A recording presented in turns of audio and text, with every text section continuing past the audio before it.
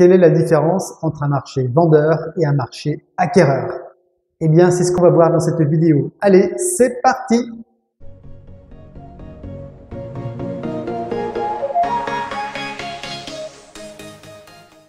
Bonjour à tous, j'espère que vous allez bien. Bienvenue dans cette nouvelle vidéo dans laquelle je vais vous parler de la différence qu'il y a entre un marché vendeur et un marché acquéreur.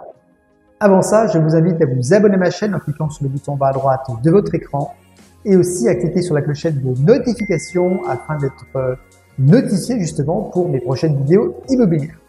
Alors, on parle souvent de marché vendeur, de marché acquéreur et surtout qu'en ce moment, on est quand même dans une période de mutation. On a eu 2 belles années florissantes après Covid. On était plutôt dans un marché vendeur. Et puis là, de plus en plus, avec l'année 2022 en cours, on bascule sur un marché acquéreur. Quelles sont les différences entre ces deux types de marchés? Eh bien, je vais vous montrer ça de manière ludique, en utilisant des jetons, en utilisant des maisons de Monopoly. En fait, j'ai rien inventé, je me suis inspiré d'une vidéo que j'ai vue sur Internet, une vidéo tournée par un conseiller immobilier qui se trouve au Canada et qui a pris cet exemple très parlant. Alors moi, j'ai repris un petit peu l'idée de cette vidéo, mais à ma sauce. Allez, c'est parti. Je vous présente ici mes potentiels acheteurs, d'accord, au nombre de 12 qui sont là. On a des pions ici. Et puis là, ici, on a les maisons, les biens immobiliers. Ne faites pas attention à la taille des maisons. Bon, j'ai pris ce que j'avais sous la main. On va plutôt uniquement identifier ici la couleur des biens, sachant que les biens ici qui sont de couleur verte sont des biens qui sont, on va dire, au prix du marché, alors que les maisons de couleur rouge sont au-dessus du prix du marché, sont un petit peu plus chères. Alors, sur un marché vendeur, on a relativement peu de biens sur le marché, d'accord? Ici, j'en ai mis environ 8, d'accord? 4 qui sont au prix du marché et 4 qui ne sont pas au prix du marché, qui sont plus chers. Et puis en face de ça, on a des acquéreurs qui sont plus nombreux que le nombre de biens qu'il y a sur le marché.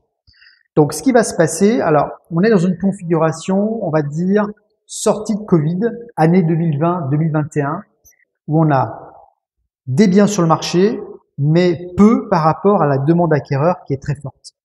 Ce qui va se passer, bien sûr, c'est que les acquéreurs, eux, ils vont tout de suite acheter les biens qui présentent le meilleur rapport qualité-prix. Donc forcément, ce sont les biens qui sont en vert, qui sont les moins chers et qui présentent un meilleur rapport qualité-prix. Donc ces biens-là vont vite partir, vont vite trouver preneur. Et puis ici, on a des biens qui sont plus chers, qui sont clairement au-dessus du prix du marché. On va potentiellement avoir, un acquéreur qui va se positionner là-dessus, mais il y a quand même peu de chances que que toutes ces maisons ou tous ces biens immobiliers trouvent preneur parce qu'ils sont très clairement au-dessus du marché. Et puis le mois d'après, qu'est-ce qui va se passer? De nouveau, quelques biens qui apparaissent, de nouveau des vendeurs, des acquéreurs qui sont là et rebelote. Donc de nouveau, on a relativement peu de maisons, peu de biens. Et bien de nouveau, ceux-là vont trouver preneur assez rapidement. D'accord? Et encore une fois, ici, peut-être que cet acquéreur va se positionner sur ce bien qui est au-dessus, mais les deux autres vont rester ici sur le marché. Donc, en gros, marché ici vendeur, ça veut dire quoi? Peu de biens sur le marché, un grand nombre d'acquéreurs, et forcément, les vendeurs ont le pouvoir, c'est eux qui vont plus ou moins fixer le prix du marché, qui vont imposer leurs conditions, leur prix de vente. Et les acquéreurs, grosso modo, il y en a beaucoup qui vont se retrouver sans rien, mais c'est pas pour ça qu'ils vont non plus se positionner sur les biens qui sont clairement, selon eux, positionnés au-dessus du prix. Cette fois-ci, qu'est-ce qui se passe? On a plus de biens à vendre qu'on a d'acquéreurs en face. D'accord? Je vais en enlever un petit peu. Voilà. Donc on est sur un marché acquéreur, ça veut dire que les acquéreurs, cette fois-ci, ont le choix. D'accord? Ils peuvent choisir, ils peuvent se positionner. Alors idéalement, bien sûr, ils vont tout de suite se positionner sur les biens qui sont les mieux positionnés. D'accord? Donc tout de suite, ils vont trouver preneur. Voilà.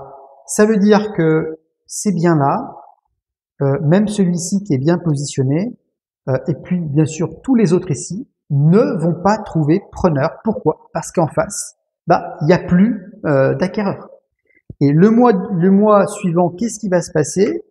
De nouveau mes acquéreurs qui arrivent ici, des nouvelles maisons qui arrivent sur le marché, d'accord?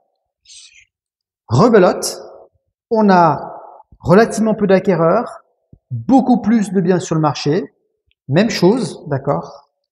Mes acquéreurs, eh bien, ils vont tout de suite acheter les biens qui sont les mieux positionnés en termes de prix. Tous ces biens vont rester bien sûr invendus, notamment tous ceux-là, tous ces biens ici qui sont positionnés au-dessus du prix du marché vont rester tout simplement invendus.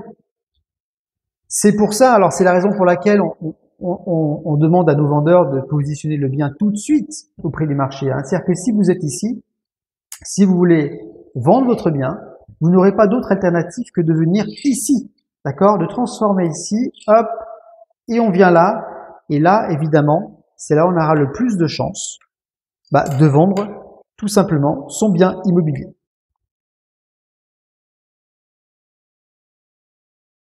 Alors aujourd'hui, on est sur un marché qui est assez équilibré, c'est-à-dire qu'on a un nombre de biens à la vente à peu près équivalent au nombre d'acquéreurs en face, d'accord? Donc ça veut dire que nos acquéreurs, bien sûr, encore une fois, ils vont se positionner tout de suite sur les biens les plus intéressants, ok? Et puis les autres biens, eh bien, tant qu'ils ne seront pas au prix du marché, eh bien, ils resteront sur le marché. Nos acquéreurs vont rester là, ils vont attendre. Ils vont faire des visites, ils vont visiter les maisons ou les appartements, mais ils ne vont pas se positionner. Ils vont attendre que, par exemple, celui-ci qu'il y ait une baisse de prix qui soit faite. Et là, effectivement, on a l'acquéreur qui ira se positionner dessus. D'accord? D'où l'importance, encore une fois, de bien se positionner tout de suite au prix du marché afin de vendre rapidement. Ce qu'il faut retenir de cette vidéo, c'est qu'en tant que vendeur, si vous souhaitez vendre votre bien immobilier rapidement, dans un délai raisonnable, il va falloir vous positionner tout simplement au prix du marché.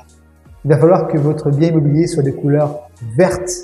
Comme ça, les acquéreurs vont se positionner directement sur votre bien. Ça veut dire que les biens qui sont de couleur rouge vont vous aider en quelque sorte à vendre votre bien. Donc voilà pour cette courte vidéo. Je vous invite bien sûr à la commenter, à me mettre des informations, vos propres réactions en dessous de cette vidéo. Je vous invite encore une nouvelle fois à vous abonner à ma chaîne en cliquant sur le bouton en bas à droite de votre écran et aussi à cliquer sur la clochette de notification afin de recevoir mes prochaines vidéos immobilières. Un petit pouce bleu, ça fait du bien aussi pour le référencement de cette vidéo. Merci par avance, merci pour votre écoute et puis je vous dis à très bientôt dans une prochaine vidéo. Allez, bye bye!